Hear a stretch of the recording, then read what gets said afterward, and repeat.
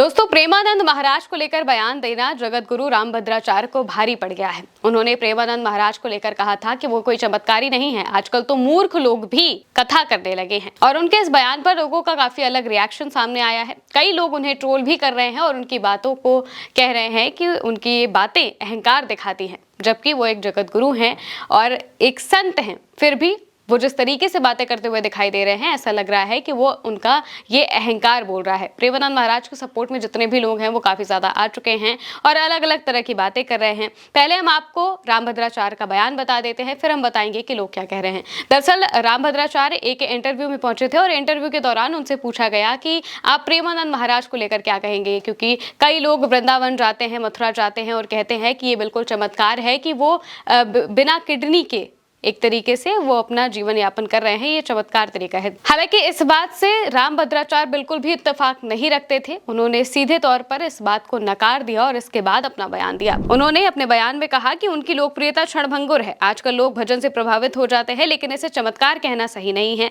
पहले विद्वान लोग ही कथा वचन करते थे, लेकिन आजकल मूर्ख लोग भी धर्म का ज्ञान देने लगे हैं। चमत्कार यदि है तो मैं चैलेंज करता हूँ कि प्रेमानंद जी एक अक्षर मेरे सामने संस्कृत बोलकर दिखा दे बस, या फिर मेरे कहे हुए संस्कृत श्लोकों का अर्थ भी समझा दे। मैं आज खुलकर कह रहा हूं कि वो तो मेरे बालक के समान है। अवस्था में भी शास्त्र जिसको आए वही चमत्कार है। हालांकि अगर इस पूरी खबर की बात करें तो जिस तरीके से इंटरव्यू लेने वाले ने उनसे सवाल पूछा था, वो सवाल एक तरीके से गलत बताया जा रहा है। कई लोग इसको लेकर आलोचना भी कर रहे हैं, क्योंकि प्रेमानंद महाराज ने कभी भी नहीं कहा है कि वो अपनी किडनी का डायलिसिस नहीं करवाते हैं, वो मेडिकल ट्रीटमेंट नहीं लेते। उन्होंने इस बात को कभी नहीं कहा है। जबकि उनके पास भी जो लोग आशीर्वाद लेने के लिए आते हैं, अगर वो कहते हैं कि मुझे इस पर्टिकुलर चीज की बीमारी है और मैं आपसे आशीर्वाद चाहता हूं, तो प्रेमानंद महाराज उन्हें प्यार से समझाते हैं, डांटते भी हैं कि आप मेरे पास क्यों आ रहे हैं, आपको सबसे पहले डॉक्टर के पास जाना चाहिए।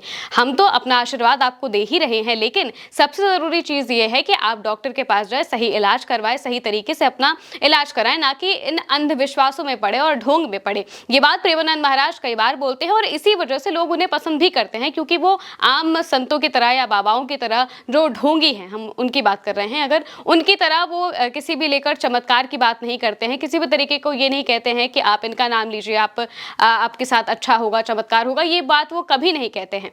वो इस दुनिया की जो सच्चाई है उसे कभी भी छुपाते नहीं हैं, बल्कि वो सीधे तौर पर ये कहते हैं कि आप अपना कर्म करिए, अगर आपको कोई दिक्कत है तो सीधे डॉक्टर को दिखाइए, अंधविश्वास में मत पड़िए, फालतू लोगों के चक्कर में बिल्कुल भी मत पड़िए। ये बात प्रेमानंद महाराज कई बार कह चुके हैं और इस वजह से ही रामभद्राचार्य का जब ये बयान सामने आता है तो लोग काफी नाराज हो जाते हैं और कहते हैं कि एक संत को इस तरीके की बातें किसी दूसरे संत के लिए नहीं बोलनी चाहिए।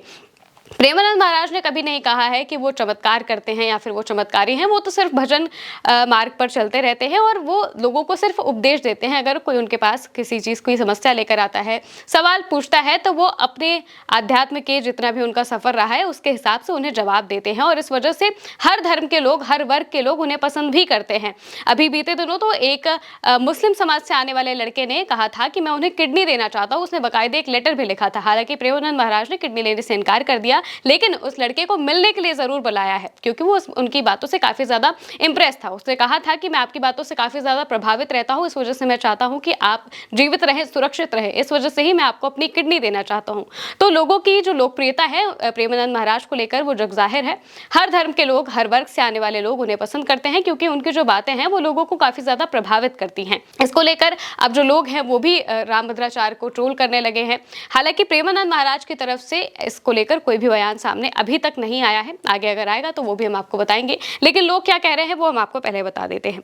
दरअसल लोगों की तरफ से काफी ज्यादा लगातार जो ट्रोल है, ट्रोलिंग भी कह सकते हैं, ये भी कह सकते हैं कि उनके जो ओपिनियंस हैं वो सामने रख रहे हैं। एक यूजर लिखते हैं कि प्रेमानंद महाराज को सभी धर्मों के लोग इसलिए पसंद करते हैं क्योंकि वो रामभद्राचार्य जी की तरह हिंदू मुसलमान का भेदभाव नहीं करते।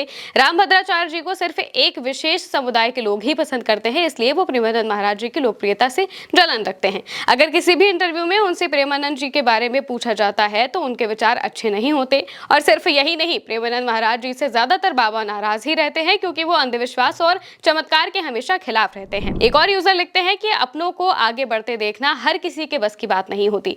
प्रेमानंद महाराज जी को इस देश की अधिकांश आबादी प्रेम करती है, जबकि रामभद्राचार्य जी को मात्र एक विशेष वर्ग का ही सम्मान और प्यार मिलता है। इसका कारण मात्र इतना सा है कि प्रेमानंद महाराज जी की लोकप्रियता तेजी से बढ़ी है। प्रेमानंद महाराज जी जाति के नाम पर बांटते नहीं है। प्रेमानंद महाराज जी को पूरा देश सम्मान और आदर दे रहा है। अगर रामभद्राचार्य जी चाहते तो उन्हें भी वो सब हासिल हो सकता था जो आज प्रेमानंद महाराज जी के पास है। एक और यूजर लिखते हैं कि जगत गुरु श्री रामभद्राचार्य जी ने स्पष्ट और साफ शब्दों में कहा था कि प्रेमानंद महाराज जी मेरे बालक के समान है। फिर भी कुछ लोगों द्वारा उनके कहे कथन को इस तरह से प्रस्तुत किया गया है कि बेवजह का विवाद उत्पन्न हो सके। ये सब और कुछ नहीं बल्कि सनातन धर्म को कमजोर करने की सोची समझी साजिश है। हालांकि एक और यूजर लिखते हैं कि संतों की वाणी का असर तभी होता है जब वो सरल हो, सहज हो और सीधे हृदय तक पहुंचे। इनके लिए संस्कृत का प्रकांड ज्ञात होना कतई जरूरी नहीं है। मेरा मानना है कि आज समाज को चमत्कार नहीं बल्कि भक्ति, संस्कार और धर्म की शिक्षा की आवश्यकता है और यही कार्य प्रेमानंद महाराज कर रहे हैं। अगर देखा जाए तो एक तरफ लोग इस बात को भी कह रहे हैं कि उनके बयान को तोड़ मरोड़ के पेश किया जा रहा है। उनका कहना ये जरूर था कि वो मेरे बालक के समान है और उसी अवस्था में भी है, लेकिन जिस तरीके से उन्होंने इस बात को जोर दिया था कि वो मूर्ख लोग कथावाचक करते हैं और इस वजह से लोगों का जो गुस्सा है वो काफ़ी ज़्यादा बढ़ा हुआ है और वो तरह तरह की जो आलोचना है वो उनके खिलाफ कर रहे हैं। एक और यूज़र लिखते हैं कि लोग कहते हैं कि अपनों को आगे बढ़ते देखना सबसे कठिन काम है और ये सच भी है। प्रेमानंद महाराज जी का नाम हर जुबान पर है। क्यों? क्योंकि वो जाति की दीवारें नहीं खड़ी करते, किसी खांचे में नहीं बांटते। उनकी लोकप्रियता बढ़ रही है तो उससे ये सिर्फ उनकी भाषा या फिर भक्ति का कमाल नहीं है, ये उस खुलेपन का असर है जो दिलों को जोड़ता है।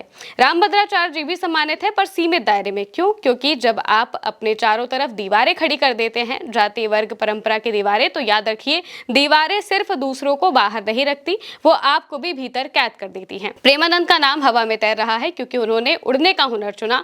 रामभद्राचार्य जमीन पर टिके हैं क्योंकि उन्होंने खुद अपने पंखों पर ताले लगाए हैं। और सबसे बड़ा व्यंग्य ये है कि ये लोग जो खुद को सनातन का रक्षक कहते हैं वो लोग भूल जाते हैं कि सनातन का सार ही है असीम, अनंत और बिना बंधन के। यानी कि लोग लगातार रामभद्राचार्य को इस बात को लेकर आलोचना कर रहे हैं उनकी कि वो उन्होंने जिस तरीके से बयानबाजी की है वो ये दिखाता है कि वो एक संत होकर भी अहंकारी है क्योंकि वो दूसरे संत से जलन रख रहे हैं। ऐसी भावना कई लोग कह रहे हैं। हालांकि ये भी कहा जा रहा है कि रामभद्राचार्य ने ये बात सिर्फ अपना एक पर्सपेक्टिव रखने के लिए कही थी क्योंकि जो सवाल पूछा गया था उस सवाल के हिसाब से उन्होंने वो जवाब दिया था।